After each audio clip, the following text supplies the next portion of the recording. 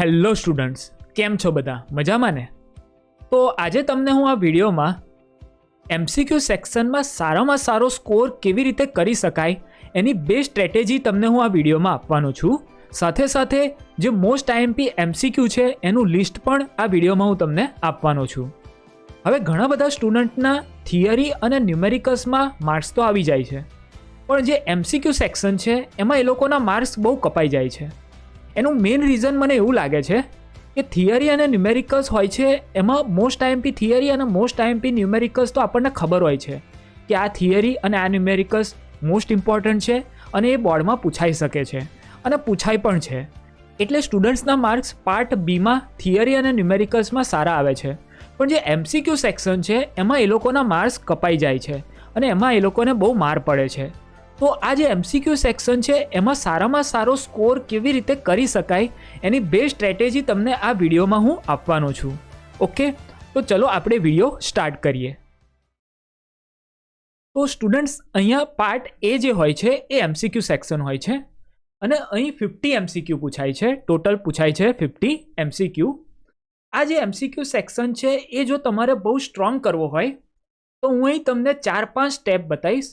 એ 4-5 સ્ટેપને જો તમે fully follow કરશો તો તમારો જે એમસીક્યુ સેક્શન છે એ એકદમ સ્ટ્રોંગ થઈ જશે અને તમે એમસીક્યુ સેક્શનમાં આઉટ ઓફ 40+ માર્ક્સ સ્કોર કરી શકશો. જો તમારે 40+ માર્ક્સ લાવવા હોય તો આ જે હું 4-5 સ્ટેપ અહીંયા હું તમને બતાવીશ એ તમે કમ્પ્લીટલી જો ફોલો કરશો તો આરામથી 40+ માર્ક્સ આવી જશે. તો અહીંયા ફર્સ્ટ સ્ટેપ છે થિયરી. હવે ઘણા બધા સ્ટુડન્ટને એમ થશે કે સર, તમે તો અહીં એમસીક્યુ માટે વિડીયો બનાવો છો તો વચ્ચે થિયરી કેમ નહીં આવી ગઈ? તો જે એમસીક્યુ છે એ એમસીક્યુ 3 ટાઈપના હોય છે. એક હોય છે થિયરિટિકલ એમસીક્યુ, સેકન્ડ હોય છે કન્સેપ્ચ્યુઅલ એમસીક્યુ એન્ડ થર્ડ હોય છે કેલ્ક્યુલેટિવ એમસીક્યુ. આ 3 ટાઈપના એમસીક્યુ એક્ઝામમાં આવે છે.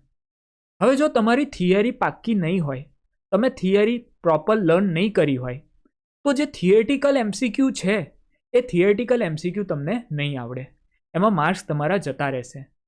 તો એના માટે તમારે થિયરી કમ્પ્લીટ પ્રિપેર કરવી પડશે. જો તમારી થિયરી પ્રોપર હશે તો તમને જે થિયરિટિકલ એમસીક્યુ બોર્ડમાં પૂછાશે એ તમને આવડશે. તો થિયરિટિકલ એમસીક્યુ માટે પણ તમારે થિયરી કમ્પ્લીટ કરવી પડશે. હવે અહીંયા સેકન્ડ સ્ટેપ છે નોટ્સ. હવે આ નોટ્સમાં શું શું આવે છે એ જોઈ લઈએ. તો નોટ્સમાં આવશે formula, points to ponder, units and dimension, definition and etcetera. હવે અહીંયા નોટ્સમાં ફોર્મ્યુલા આવે છે. જેટલા પણ ચેપ્ટર છે 14 ચેપ્ટર, એ 14 ચેપ્ટર્સના બધા ફોર્મ્યુલા છે તમારે મગઅપ કરી લેવા પડે. તમને બધા યાદ હોવા જોઈએ. જેટલા પણ ફોર્મ્યુલા છે જો તમને બધા યાદ હશે તો જે કેલ્ક્યુલેટિવ એમસીક્યુ એ તમને આવડી જશે. તો કેલ્ક્યુલેટિવ એમસીક્યુ માટે જેટલા પણ ફોર્મ્યુલા છે એ બધા ફોર્મ્યુલા તમને આવડવા જોઈએ. કારણ કે અમુક એમસીક્યુ એવા હોય છે કે ઇક્વેશન બેઝ હોય છે, ઇક્વેશનમાં વેલ્યુ મૂકવાની, સોલ્વ કરવાના. તો આ બધા કેલ્ક્યુલેટિવ એમસીક્યુ આવે. એના માટે ફોર્મ્યુલા તમને આવડવા જોઈએ અને એ ફોર્મ્યુલા કેવી રીતે યુઝ કરવા એ પણ ખબર હોવી જોઈએ. એ ફોર્મ્યુલામાં કઈ ફિઝિકલ ક્વોન્ટિટીને શું કહેવાય છે એ પણ ખબર હોવી જોઈએ. આ બધું ખબર હોય તો કેલ્ક્યુલેટિવ એમસીક્યુ છે એ તમારાથી સોલ્વ થઈ જશે. સેકન્ડ છે પોઈન્ટ્સ ટુ પોન્ડર. હવે ઘણા બધા સ્ટુડન્ટ્સને એ જ નહીં ખબર હોય કે સર આ પોઈન્ટ્સ ટુ પોન્ડર શું છે, આ કંઈથી નવું લાયા તમે? આ નવું કંઈ નથી. આપણું જે ચેપ્ટર ફિનિશ થાય એના પછી પોઈન્ટ્સ ટુ પોન્ડરનું એક સેક્શન આવે છે. આ સેક્શનમાં બધા નાના નાના પોઈન્ટ્સ હોય છે. તો ઘણીવાર એવું થાય છે, એવું બન્યું પણ છે કે એમાંથી ડાયરેક્ટલી એમસીક્યુ પૂછાતા હોય છે. તો આ જે પોઈન્ટ્સ ટુ પોન્ડરનો જે સેક્શન છે એમાં જેટલા પણ પોઈન્ટ્સ છે એ બધા પોઈન્ટ્સ તમારે યાદ કરી લેવાના છે. તો પોઈન્ટ્સ ટુ પોન્ડર સેક્શન પણ ઇમ્પોર્ટન્ટ છે. થર્ડ છે યુનિટ્સ એન્ડ ડાયમેન્શન. હવે યુનિટ્સ એન્ડ ડાયમેન્શનમાં તો આખા ફિઝિક્સમાં જે 14 ચેપ્ટર છે એ 14 ચેપ્ટરમાં જેટલી પણ ફિઝિકલ ક્વોન્ટિટી છે એ બધી ફિઝિકલ ક્વોન્ટિટીઝના યુનિટ્સ એન્ડ ડાયમેન્શન તમારે યાદ રાખવાના છે. અને આના માટે આપણે એક સ્પેશિયલ વિડીયો પણ બનાવ્યો છે 1 અવરનો, કે ટોટલ જે ફિઝિક્સ છે 12th ફિઝિક્સ એમાં ટોટલ 58 ફિઝિકલ ક્વોન્ટિટીઝ આવે છે. તો એ 58 ફિઝિકલ ક્વોન્ટિટીઝના યુનિટ્સ એન્ડ ડાયમેન્શન મેં ડિરાઈવ કર્યા છે એક જ વિડીયોમાં. તો જો એ વિડીયો તમે ના જોયો હોય તો એની લિંક હું ડિસ્ક્રિપ્શન બોક્સમાં મૂકી દઉં છું, તમે ત્યાંથી જોઈ લેજો.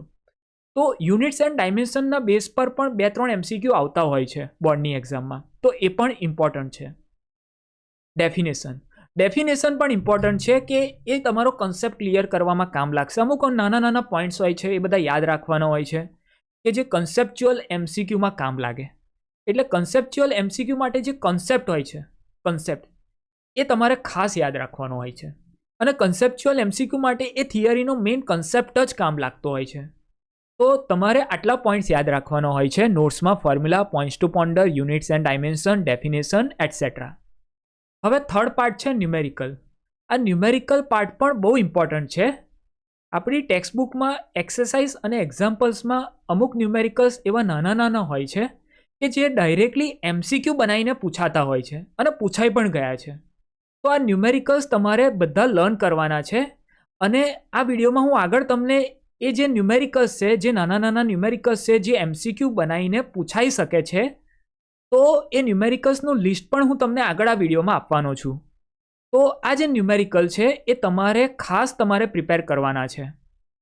હવે લાસ્ટ છે બટ નોટ ધી લિસ્ટ, છે છેલ્લું પણ બહુ જ ઇમ્પોર્ટન્ટ છે, અને એ છે MCQ પ્રેક્ટિસ. હા, તમે થિયરી પ્રિપેર કરી લીધી, નોટ્સ બનાવી લીધી, ન્યુમેરિકલ્સની પ્રેક્ટિસ પણ કરી લીધી, પણ જો તમે છેલ્લે MCQની પ્રેક્ટિસ નહીં કરી હોય તો તમારી અંદર રહેલો જે MCQનો ડર છે એ જશે નહીં. તમારી અંદર MCQ માટેનો જે કોન્ફિડન્સ છે એ આવશે નહીં. એ તમને ક્યારે આવશે? MCQનો કોન્ફિડન્સ ક્યારે આવશે? MCQનો ડર અંદર રહેલો છે એ ક્યારે દૂર થશે? તો એ ત્યારે જ થશે જો તમે MCQની પ્રેક્ટિસ કરી હશે. અને MCQની પ્રેક્ટિસ માટે એટલીસ્ટ 50 to 60 MCQ પર ચેપ્ટર તમારે સોલ્વ કરવા પડશે. જો તમે પર ચેપ્ટર 50 to 60 MCQ સોલ્વ કરી લેશો તો તમારી અંદર જે MCQનો ડર છે એ ઓછો થઈ જશે.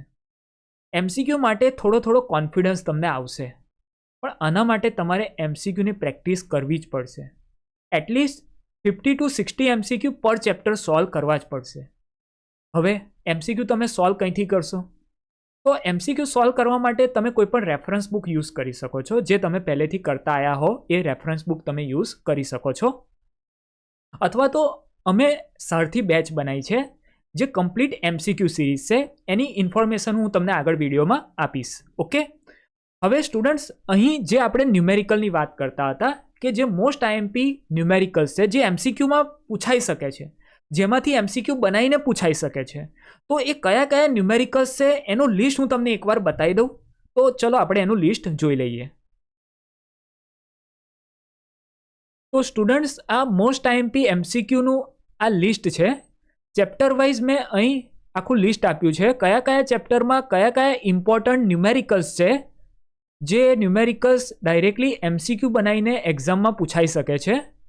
તો એક્સરસાઇઝ અને એક્ઝામ્પલ્સમાં જેટલા પણ ન્યુમેરિકલ્સ છે જે MCQમાં આવી શકે છે એ બધાનું લિસ્ટ મેં અહીં આપ્યું છે. ટોટલ તમે જોશો તો 84 જેટલા ન્યુમેરિકલ્સ છે. આ 84 ન્યુમેરિકલ્સ છે જે MCQ બનાવીને ડાયરેક્ટ બોર્ડની એક્ઝામમાં પૂછાઈ શકે છે. તો આ જે આખું લિસ્ટ છે, આની જે PDF ફાઇલ છે એ તમને આપણી જે ટેલિગ્રામ ચેનલ છે એની પરથી મળી જશે. અને ટેલિગ્રામ ચેનલની જે લિંક છે એ મેં ડિસ્ક્રિપ્શન બોક્સમાં મૂકી છે, ત્યાંથી તમે જોઈન કરી શકો છો અને ત્યાં તમને આ ફાઇલ મળી જશે. હવે થોડી પ્રમોશનની વાત પણ આપણે કરી દઈએ. તો આપણી આ એક સારથી બેચ છે જે કમ્પ્લીટ MCQ બેચ છે, જેમાં તમને ઓનલી MCQ મળશે. નો થિયરી, નો ન્યુમેરિકલ્સ, ઓનલી MCQ. અને એમાં જેટલા પણ MCQ હશે બધા MCQનું વિડીયો સોલ્યુશન તમને મળશે. બીજું આ બેચમાં શું મળશે? તો આ બેચમાં તમને જેટલા પણ ચેપ્ટર્સ છે એ બધા ચેપ્ટરના ફોર્મ્યુલા શીટ મળશે, એની PDF ફાઇલ મળશે. આગળ તમને ચેપ્ટર વાઇઝ અને ટોપિક વાઇઝ MCQ મળશે. અને આ જે MCQ બેચ છે એમાં ટોટલ 1300+ MCQના વિડીયો સોલ્યુશન તમને મળશે. આગળ તમને મળશે લાસ્ટ 4 યરના બોર્ડ PYQ અને ગુજકેટ PYQ પણ મળશે. એનાથી તમને આઈડિયા આવશે કે બોર્ડમાં કેવા ટાઈપના MCQ પૂછાય છે, ગુજકેટમાં કેવા ટાઈપના MCQ પૂછાય છે. આ જે સારથી બેચ છે એ બોર્ડ અને ગુજકેટ માટે બેઉ માટે કામની છે, બેઉ માટે ઇમ્પોર્ટન્ટ છે, બોર્ડ પ્લસ ગુજકેટ. એવી રીતે MCQ સિલેક્ટ કર્યા છે કે બોર્ડ અને ગુજકેટ બેઉમાં તમને કામ લાગશે. તો ગુજકેટ માટે કંઈ અલગથી તમારે કરવાનું એવું નથી, આમાં જ ગુજકેટ આવી જશે. તો બોર્ડ પ્લસ ગુજકેટ બેઉ માટે કમ્બાઈન આ MCQ બેચ છે. ઓકે, તો આ બેચ જો તમારે પરચેસ કરવી હોય તો એના માટે તમારે અમારી જે એપ્લિકેશન છે feel the physics, A application તમારે ગૂગલ પ્લે સ્ટોર પરથી ડાઉનલોડ કરવી પડશે અને ડાઉનલોડ કર્યા પછી એમાં જઈ અને સરથી બેચને રજિસ્ટર કરવી પડશે. ઓકે, અને જો તમારે આ બેચનો ડેમો જોઈતો હોય તો એપ્લિકેશનમાં જ જે ફર્સ્ટ ચેપ્ટર છે એ ફર્સ્ટ ચેપ્ટર મેં ફ્રી રાખ્યું છે. એમાં 100 MCQ છે. એટલે કેવા કેવા મેં MCQ લીધા છે તમારે જોવા હોય. અમુક સ્ટુડન્ટને એમ થાય કે સર તમે કેવા MCQ લીધા છે, અમારે જોવા હોય તો યસ, ફર્સ્ટ ચેપ્ટર ફ્રી છે, 100 MCQ છે. તો એ MCQ તમે જોઈ શકો છો. જો તમને સારું લાગે, તમને ગમે તો જ તમારે લેવાનું છે, બાકી કોઈ ફોર્સ નથી. અને જો સારું લાગે તો સૌને કહેજો. ઓકે, અને આ બેચ વિશે તમને કોઈ ડાઉટ હોય અને તમારે કંઈ પૂછવું હોય તો અહીં તમને કોન્ટેક્ટ નંબર આપું છું. એ કોન્ટેક્ટ નંબર પર તમે વોટ્સઅપ કે કોલ કરીને પૂછી શકો છો. તો અહીં જે કોન્ટેક્ટ નંબર છે એ છે 7041484150. તો આ કોન્ટેક્ટ નંબર તમે સેવ કરી દેજો ફીલ ધ ફિઝિક્સના નામથી. અને તમને કોઈ પણ ડાઉટ હોય તો તમે આ નંબર પર કોલ કે વોટ્સઅપ કરીને પૂછી શકો છો. ઓકે, તો મળીએ સ્ટુડન્ટ નેક્સ્ટ વિડીયોમાં. ત્યાં સુધી સ્ટડી કરતા રહો. All the very best.